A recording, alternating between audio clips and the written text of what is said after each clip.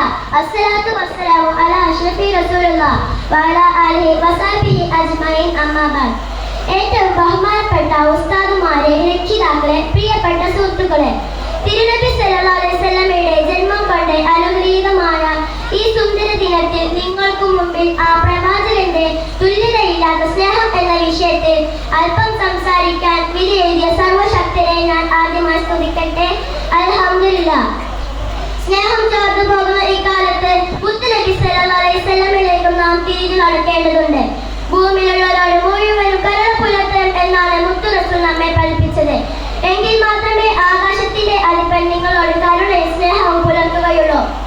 കുഞ്ഞുങ്ങളെ കാണുമ്പോഴേക്കും മുത്തം വെച്ചുകൊണ്ട് സ്നേഹത്തിന്റെ ബാലപാഠം മുത്തുനബി സല്ലല്ലാഹു അലൈഹി വസല്ലം നമുക്ക് പഠിപ്പിച്ചു തന്നു. പെൺകുട്ടികളോട് നീതി പുലർത്തുവാനും മുതിർന്നവരെ ആദരിച്ച് സ്വർഗം നേടുവാനും നമ്മോട് കൽപ്പിച്ചു. വഴിയാത്രക്കാരനെയും ദുർബലനെയും അനാഥരെയും തന്നോട് ചേർത്ത് നിർത്തി.